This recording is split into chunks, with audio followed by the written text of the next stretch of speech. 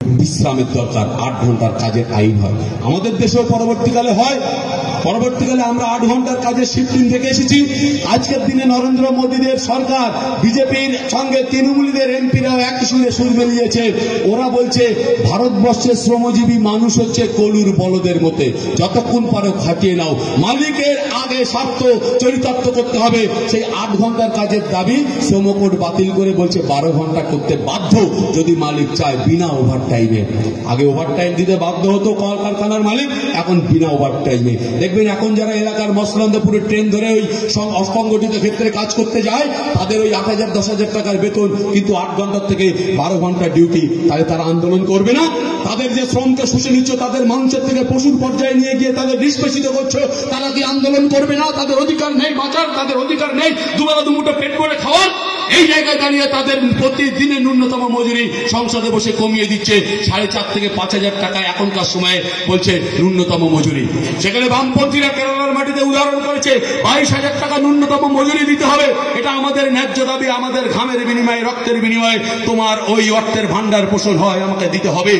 আমার ছেলে মেয়ের লেখাপড়া শেখানোর ব্যবস্থা এই কোম্পানি কর্পোরেটদের করতে হবে। নরেন্দ্র মোদী বলছে ও দায় আর কর্পোরেটদের নেই।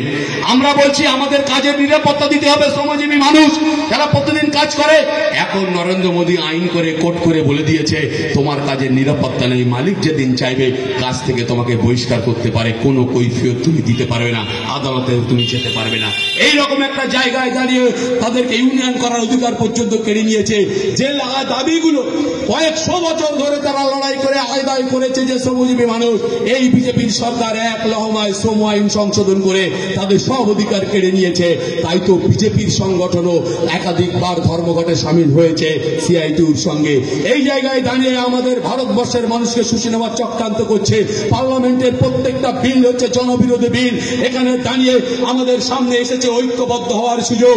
আমরা বলছি আপনারা যারা তৃণমূল কংগ্রেসকে ভালোবেসে বিগত দিনে ভোট দিয়েছেন, ভোট দিয়ে পেয়েছেন শুধু ধোঁকাবাজি, ভোট দিয়ে পেয়েছেন শুধু জালি চিটিংবাজি, চাকরি দুর্নীতি থেকে শুরু করে কয়লা দুর্নীতি, মাফিয়ার হাত। আপনারা দেখেছেন মানুষের ভোট লুট, নারীদের নিরাপত্তাহীনতা, স্বাস্থ্য ক্ষেত্রের একেবারে ধ্বংস, শিক্ষা ক্ষেত্রের ধ্বংস। কৃষকেরা আজকে ভালো করে দুবেলা দুমুঠো খেতে পায় না। যে কৃষক 2 বিঘে জমি চাষ করে নিজের পয়সায় ইটের বাড়ি তৈরি করতে পেরেছিল বামপন্থীদের সময়, সেই কৃষক 4 বিঘে জমি চাষ করার পরেও মাসের শেষে, বছরের শেষে দেনার দায় আত্মহত্যা করতে বাধ্য হচ্ছে। একবার স্প্রে, কীটনাশকের দাম বেড়েছে, বিদ্যুতের দাম বেড়েছে, গ্যাসের দাম বেড়েছে, চালের দাম বেড়েছে, সারের দাম বেড়েছে। উৎপাদনের খরচ বাড়ার পরে কৃষকের আর লাভ হয় না। প্রত্যেকটা কৃষকের পরিবারের নতুন প্রজন্মের ছেলে কেউ বা রাস্তার ধারে ব্যবসা করছে, কেউ বা অন্য জায়গায় কাজ করছে, কেউ বা দারোয়ানি করছে।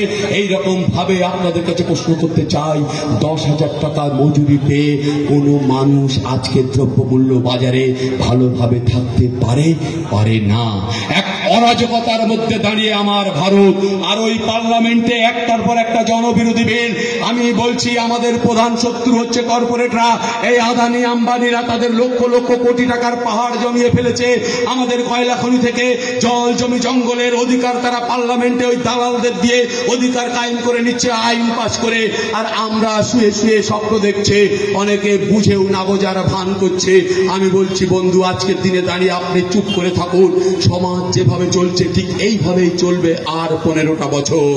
সেই 15 বছর পরে আপনার বিদ্যুতের ব্যবহার করার ক্ষমতা থাকবে কিনা আপনি বিচার করুন। আপনার সন্তানের জন্য যে সমাজ তৈরি হবে আপনি বিচার করুন।